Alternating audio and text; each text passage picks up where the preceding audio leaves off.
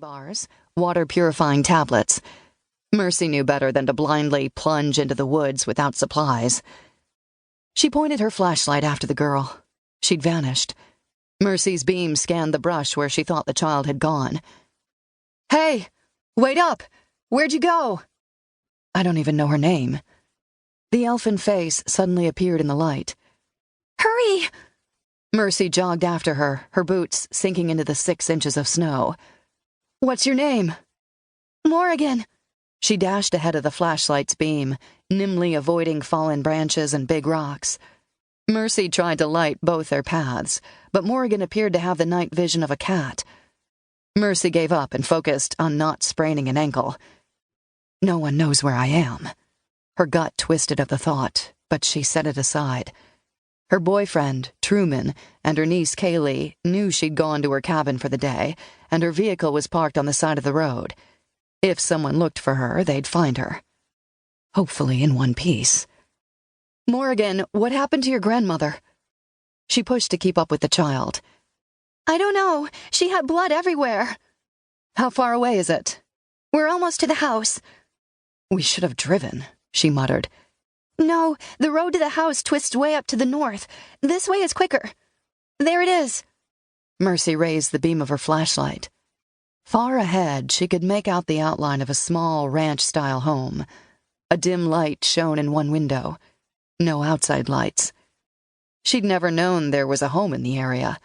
For years, she'd driven the old rural road and never seen a hint that someone lived in this particular section of the woods.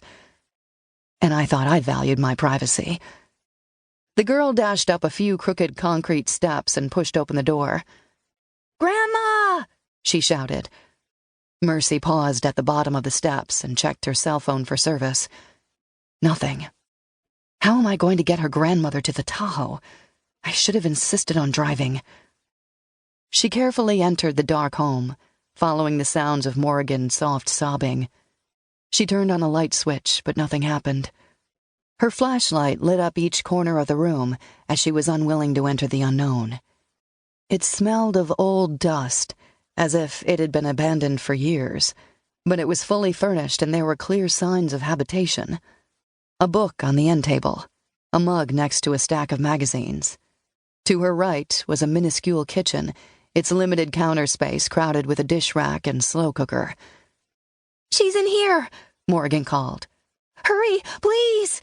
The fright in her voice pushed aside Mercy's common sense, and she plunged down a dark hallway. Following the child's sounds, she found Morrigan in a bedroom that was poorly lit by a hurricane lamp. Her grandmother sat in an ancient easy chair, its back reclined 45 degrees. She was a very thin woman, her body barely taking up a fraction of the big chair. A quilt covered her from the neck down. Even in the dim light, Mercy saw it was soaked with blood. The woman's head turned ever so slightly as Mercy entered, and she made a pleading sound.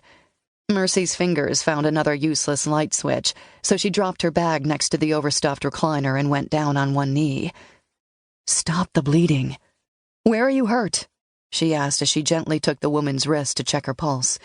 It felt like the weak fluttering of a baby bird. The woman made more pleading sounds and tried to sit up.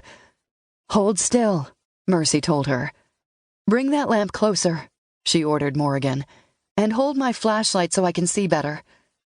The girl obeyed, and Mercy caught her breath as she met the woman's desperate gaze. She pawed Mercy's arm, her fingers fumbling to grip the fabric of Mercy's coat as their gazes locked. Her eyes were wet, her lids wrinkled with age, and her sounds grew more urgent. "Can she speak?" Mercy gasped as she slowly pulled back the wet quilt, and Morrigan's grandmother let out a small cry. The woman had been slashed across the chest, abdomen, and upper arms. The weapon had cut right through her thin nightgown. The dark stains made obscene patterns across the fabric, the wounds continuously seeping. "Who did this to you?" Mercy couldn't move. Her brain wouldn't accept the brutal punishment that had been inflicted on the woman. The woman started to chant in a soft, sing-song voice, and Mercy couldn't make out the words. "What happened to her, Morrigan?" she asked as she dug in her duffel for bandages. "I don't know. I got up to use the bathroom and found her like this. That's when I ran to the road for help."